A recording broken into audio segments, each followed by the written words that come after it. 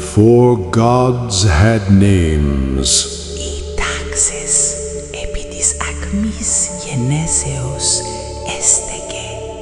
Order teetered on the brink of birth, and the world stood at the edge of collapse.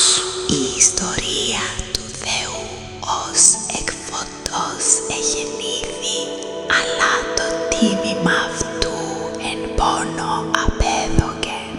This is the story of a God born of light, yet forced to pay its price in suffering. Σάκα ειδηλούει ότι η αλήθεια ου πάντα σώζει. a saga that shows truth is not always salvation. Καγένονται όπλων γίνεται. And sometimes it is a weapon.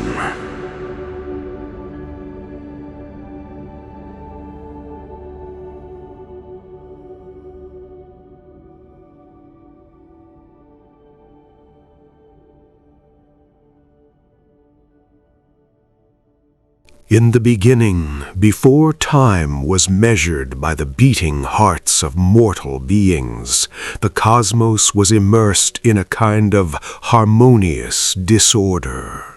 The world required a light that would not only burn, but also explain. A light that would draw the boundary between truth and illusion with a golden blade. Yet this cosmic necessity carried a terrifying price. Leto, the forgotten goddess, bearing the burden of this immense light within her womb, wandered the oceans. Hera, the jealous queen, had bound the land by oath that no piece of solid earth would become a refuge for the birth of this child. In that moment, the first cosmic question took shape. How could a being destined to embody order be born amid homelessness and chaos? The answer lay hidden in Delos, a wandering slab of rock that was neither land nor sea. There, among trembling cliffs, Apollo stepped onto the stage of existence.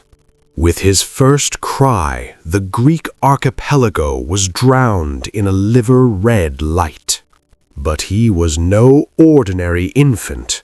In the very moment of his birth, he drank ambrosia, the food of the gods, and tore apart the cocoon of helplessness.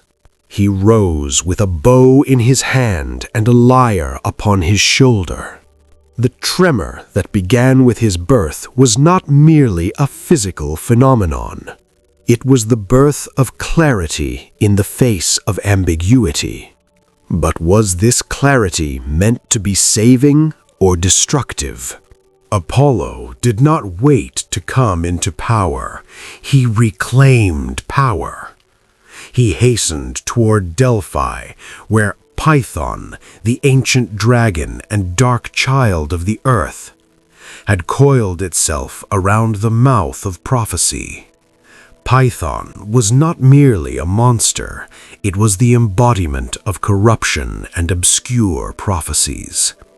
Apollo's battle with Python was the collision of surgical light with primordial darkness. With the release of the 1,000th golden arrow, the dragon fell, and Apollo conquered the center of the world. He transformed the rift of Delphi into the throne of his power, and from then on, no king took a step without his permission. Yet this victory planted the seed of a great threat. How would a god who had seized absolute truth confront his own fate? At the height of his authority, Apollo became the architect of the human soul. He rode upon a chariot of fire, and each day drew the sun across the heavens above the earth like a torch of order. The music of his lyre was not mere melody, it was the mathematics of the stars resonating in the ear of the cosmos. He was the god of art, healing, and truth. Yet behind this radiant visage, a dreadful shadow was growing. Apollo realized that his power had limits. He could prophesy, but he could not change destiny. This was the first crack in the armor of his divinity. His wrath descended upon armies in the form of plague-bearing arrows, and his beauty became a curse for those he loved. Daphne was transformed into a tree to escape his embrace, and Cassandra was driven to madness so that she would speak the truth and no one would believe her. Was he the god of light or the jailer of bitter truths? The point of no return arrived when Zeus, the father of the gods, reduced Apollo's beloved son Asclepius to ashes with a thunderbolt. His crime? Healing death and restoring the dead to life. Apollo, in a reaction that shook all of Olympus, slaughtered the Cyclopes, the makers of the thunderbolt, instead of Zeus. This was a cosmic rebellion, the moment when order rose against order. The cosmos stood on the brink of collapse. The sky darkened, and the sun stood still in mid-course. As punishment, Zeus stripped Apollo of his divine rank and exiled him to the earth. For 1 year, he was forced to serve as a shepherd to Admetus, a mortal king. A god who commanded the sun now understood the smell of soil, sweat, and human suffering. This period was an era of cosmic transformation.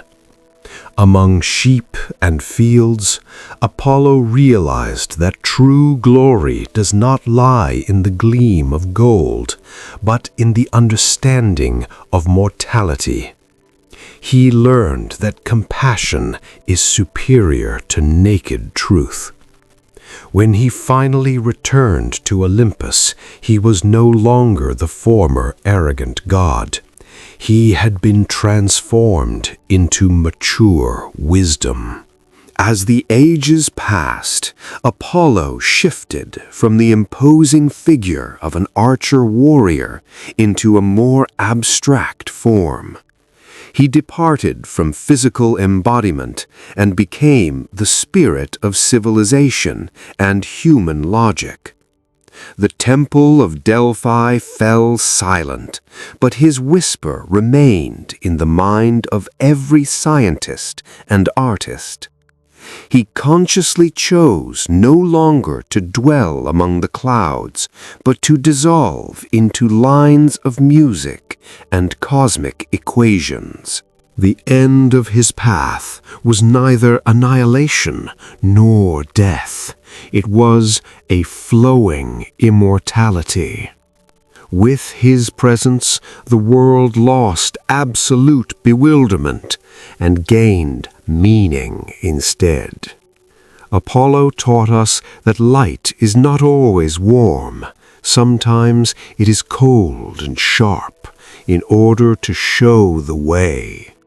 He is now present in the silence before a great discovery, in the precise order of the galaxies, and in the trembling voice of anyone who seeks the truth.